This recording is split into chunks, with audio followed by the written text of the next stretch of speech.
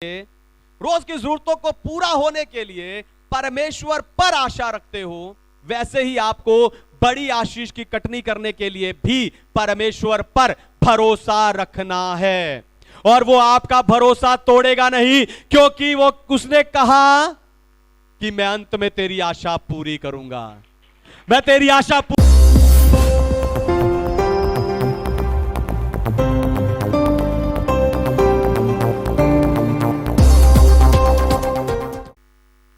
Hallelujah. तो आइए आज के वचन में चलें, पवित्र शास्त्र बाइबल से आज का संदेश सुने। आज का संदेश है आशीष की कटनी करना। आशीष की कटनी करना। तो परमेश्वर का राज्य आशीषों का राज्य है। मसीह में हमें सब प्रकार की आत्मिक, शारीरिक, सांसारिक, पारिवारिक, आर्थिक आशीषें मिलती हैं। आप देखो, परमेश्वर का वचन और परमेश्वर के दास हम पर कई आशीषों की घोषणा करते हैं, लेकिन वो सब आशीषें हमें प्राप्त नहीं होती। हालेलुया। या वो सब आशीषें हम प्राप्त नहीं कर पाते। फिर आप ये सोचकर निरुत्साहित होते हो कि मैंने जिस आशीष को पाने की या जिस आशीष की कटनी करने की आशा की थी, मैं उस आशीष की कटनी नहीं कर पाया, है ना। पर आपको बताऊं, आपने जिस भी आशीष के लिए परमेश्वर से आशा की है, परमेश्वर वो सब कुछ आपको भरपूरी के साथ देना चाहते हैं। फिर वो चंगाई हो, फिर वो पैसा हो, या फिर वो आपके परिवार के लोगों का उद्धार हो, परमेश्वर वो सारी आशीषें आपको भरपूरी के साथ देना चाहते हैं। बस आपको आशीष की कटनी करना आना चाहिए। हालेलुया। आपको आशीष की कटनी करना आना चाहिए। इसीलिए आज मैं आपको आशीष की कटनी करने के तरीके बताकर उत्साहित करने जा रहा हूं। तो सबसे पहली बात, बीज बोना है। सबसे पहली बात, बीज बोना है। पढ़िए उत्पत्ति की पुस्तक अध्याय 8 और उसका वचन 22। Genesis chapter 8 verse 22। अब से जब तक पृथ्वी बनी रहेगी, तब तक बोने और काटने के समय ठंड और तपन, धूप काल और शीतकाल, दिन और रात निरंतर होते चले जाएंगे। आमीन। परमेश्वर के नाम की महिमा हो। तो बीज बोए बिना कोई फसल नहीं होती। परमेश्वर ने हम मनुष्यों को बोकर काटने के लिए बनाया है। परमेश्वर को देना, ध्यान से सुनिए, परमेश्वर को देना और लगातार देना, यह बाइबल के अनुसार है। और उसी के द्वारा परमेश्वर हमारी सारी जरूरतों को पूरा करते हैं। हालेलुया। असल में परमेश्वर आपके दिए हुए दान को भरपूरी में बदलकर आपके लिए ही उसे फायदेमंद बनाते हैं। दोबारा सुनिए, ध्यान से सुनिए। असल में परमेश्वर आपके दिए हुए दान को भरपूरी में बदलकर उसे आपके लिए ही फायदेमंद बनाते हैं। बस आपको परमेश्वर के राज्य में बोना और काटने का सिद्धांत को सीखना है। तो आपको अपना बीज अच्छी भूमि पर डालना है। हालेलुया।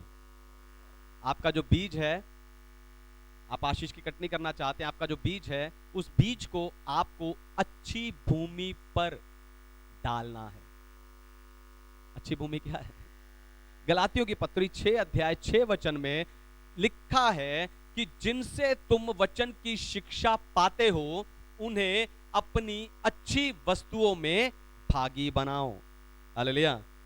पर आपको बताऊं, आपको सिर्फ पैसा ही नहीं बीजना, पर एक दूसरे के साथ प्रेम, समय और मेल मिलाप को भी बीजना है।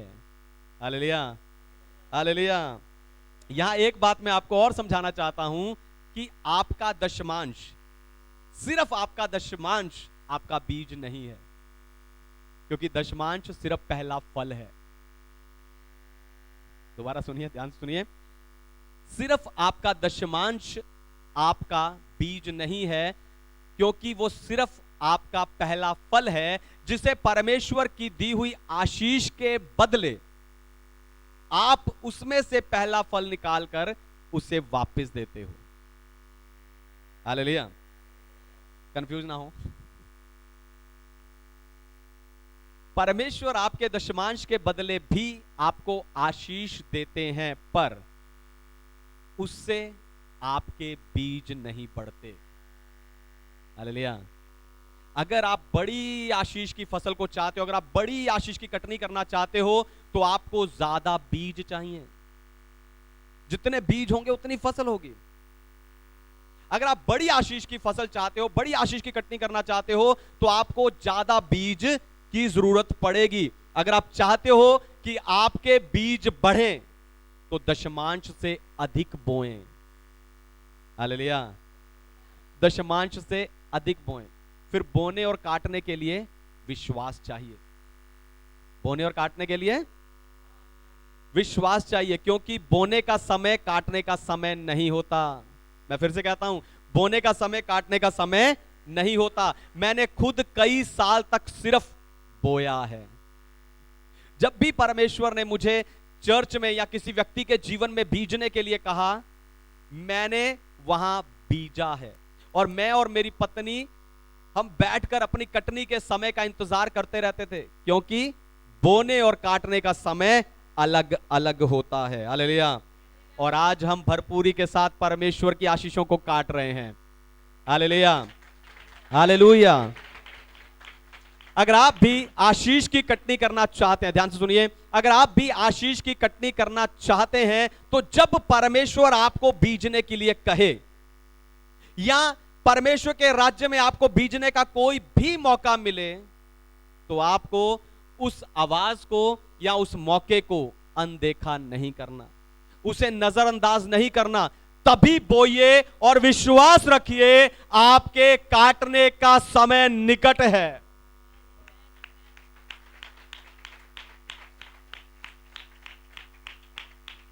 आशीष की कटनी करना। दूसरी बात, पानी डालें।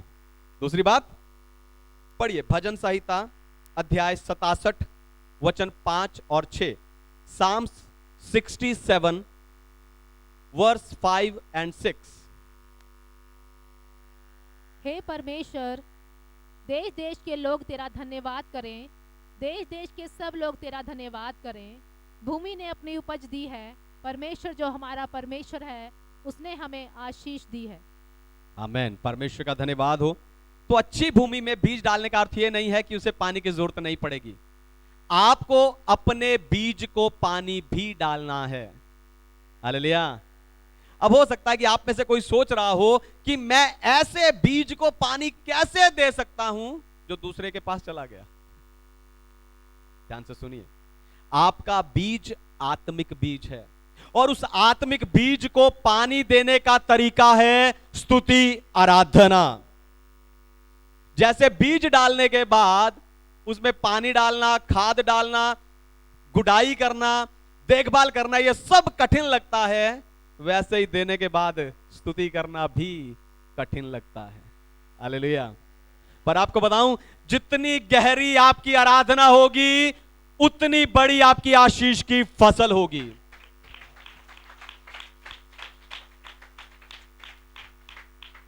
पर यह स्तुति आपको मन मन में नहीं करनी। हालेलुया। यह स्तुति आपको मन मन में नहीं करनी, पर सुनाई देने वाली आवाज के साथ आपको स्तुति करनी है, और परमेश्वर का वचन अपने मुंह से बोलना है। प्रकाशित वाक्य लिखने वाला यूहन्ना जब यीशु मसीह का चित्रण करता है, तो वहां लिखता है कि उसका शब्द बड़े जल के समान है। जब ये वचन रूपी जल आपके मुंह से निकलता जाता है, निकलता जाता है, निकलता जाता है, आपकी आशीष की फसल बढ़ती जाती है। हालेलुया। फिर स्तुति की उस हवा में आप अपनी फसल को लहराते हुए देख सकते हो, महसूस कर सकते हो। फिर फसल काटने के लिए हंसिया चाहिए होता है, हंसिया का इस्तेमाल किया जाता है, और हम विश्वासियों का हंसिया भी वचन है। हालेलुया। हम विश्वासियों के लिए फसल काटने का हंसिया भी वचन है, क्योंकि बाइबल इसे दो धारी तलवार कहती है। हालेलुया।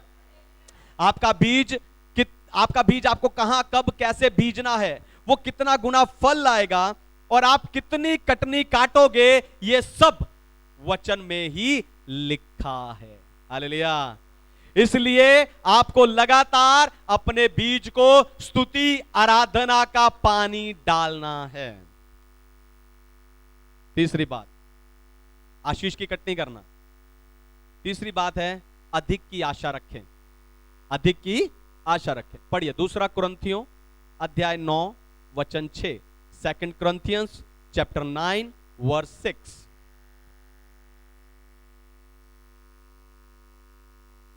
परंतु बात यह है, जो थोड़ा बोता है वह थोड़ा काटेगा भी, और जो बहुत बोता है वह बहुत काटेगा। जो बहुत बोता है वो बहुत काटेगा। हालेलुया। प्रभु यीशु ने एक दिन एक बड़ी भीड़ को देखा और प्रभु यीशु ने उस पकी हुई फसल को देखकर प्रभु खुश हुए, पर उन्हें वहां पर मजदूरों की कमी भी महसूस हुई। हालेलुया। फसल देखकर प्रभु खुश हुए, लेकिन मजदूरों की कमी देखकर, कटनी करने वालों की कमी देखकर प्रभु दुखी भी हुए। हालेलुया। आप भी अधिक आशीष की कटनी के लिए अधिक की आशा रखें। हालेलुया। अगर आप बड़ी आशीष को चाहते हैं, बड़ी आशीष की कटनी को चाहते हैं, तो आपको बड़ी की आशा रखनी है।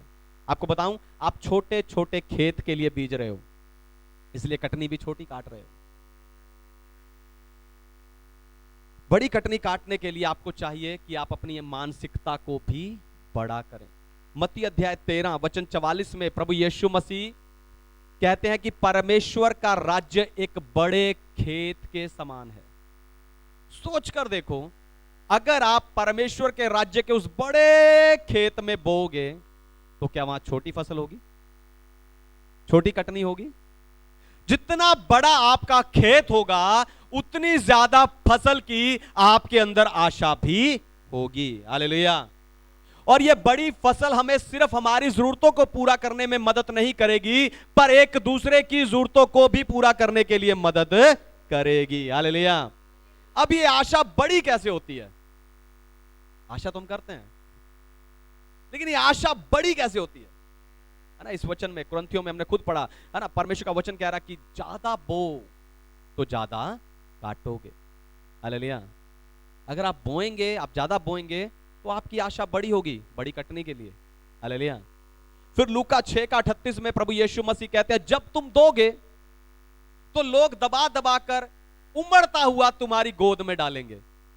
हमारी आशा बड़ी होगी। फिर यिर्मयाह 17:8 कहता है कि आप किसी भी परिस्थिति में, किसी भी मौसम में फलदार होंगे और आप बड़ी आशीष की कटनी करेंगे। फिर उत्पत्ति 26:12 कहता है कि जब सूखे के समय इसहाक ने जोता बोया तो उसे 100 गुना फल आया। हालेलुया। हालेलुया। ये सारे वचन बताते हैं कि परमेश्वर मुझे और आपको एक बड़ी आशीष की कटनी देना चाहते हैं। इसलिए हम अपनी जेब के अनुसार नहीं, पर परमेश्वर के वचन के अनुसार बड़े की आशा करें। हालेलुया। हालेलुया। इसलिए हम अपने जेब के हिसाब से नहीं, पर परमेश्वर के वचन के अनुसार अधिक की आशा रखें। जैसे आप अपनी रोज की जरूरतों के लिए, रोज की जरूरतों को पूरा होने के लिए परमेश्वर पर आशा रखते हो, वैसे ही आपको बड़ी आशीष की कटनी करने के लिए भी परमेश्वर पर भरोसा रखना है। और वो आपका भरोसा तोड़ेगा नहीं, क्योंकि वो उसने कहा कि मैं अंत में तेरी आशा पूरी करूंगा, मैं तेरी आशा पूरी करूंगा। इसलिए बड़े की आशा रखें, अधिक की आशा रखें, अधिक बोएं, अधिक काटें। चौथी और आखिरी बात, काटने के लिए हंसिया लगाओ।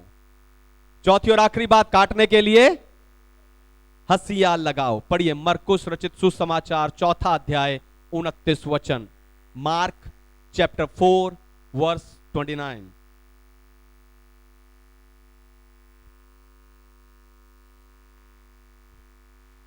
परंतु जब दाना पक जाता है तब वह तुरंत हंसिया लगाता है, क्योंकि कटनी आ पहुंची है। आमेन। परमेश्वर के नाम की महिमा। तो यहां यीशु खेत और बीज के दृष्टांत से परमेश्वर के राज्य के विषय में समझा रहे हैं। तो परमेश्वर के राज्य में बोया गया बीज बहुत आयत से फल लेकर आता है। हालेलुया। परमेश्वर के राज्य में बोया गया बीज बहुत आयत से फल लेकर आता है। परमेश्वर चाहते हैं कि आप आशीष की कटनी करने के लिए तैयार रहें। जैसे ही आप की फसल पक जाए, हंसिया लगाकर उसे काट लीजिए। हालेलुया। परमेश्वर चाहते हैं जैसे आपकी फसल पक जाए, आप हंसियां लगाकर उसे काट लें। आपको बताऊं, कई लोगों के पास सिर्फ इसलिए नहीं है क्योंकि वो बैठे बैठे सिर्फ देखते रहते हैं कि परमेश्वर ही सब कुछ करेंगे। हालेलुया। यहां पर भी कई बैठने वाले हैं, ध्यान से सुनिए। कई लोगों के पास सिर्फ इसलिए नहीं है क्योंकि वो बैठे बैठे सिर्फ देखते रहते हैं कि सब कुछ परमेश्वर ही करेंगे। अगर आपकी फसल पक गई है तो आपको उठना है और उस फसल को काटना है। Hallelujah, hallelujah. अगर आप वफादारी से हर महीने लगातार अपना पूरा दशमांश देने वाले हैं तो आज से आपके कटनी का समय शुरू होने जा रहा है। हालेलुया। आज से आपके कटनी करने का समय शुरू होने जा रहा है। अपना हंसियां लेकर खड़े हो जाएं। आपका मददगार दूत और आपका आत्मिक पिता होने के नाते आज मैं आपको कटनी करने की आशीष देने जा रहा हूं। अपनी आंखें बंद कीजिए और मेरे साथ एक मन एक आत्मा हो जाइए। मैं आशीष की कटनी करने के लिए आपको एक्टिवेट करने जा रहा हूं, एक्टिवेट करने जा रहा हूं, एक्टिवेट करने जा रहा हूं, एक्टिवेट करने जा रहा हूं, एक्टिवेट करने जा रहा हूं। हालेलुया। आंखें बंद कीजिए, प्रभु का धन्यवाद कीजिए। Thank you Jesus. धन्यवाद परमेश्वर। हालेलुया।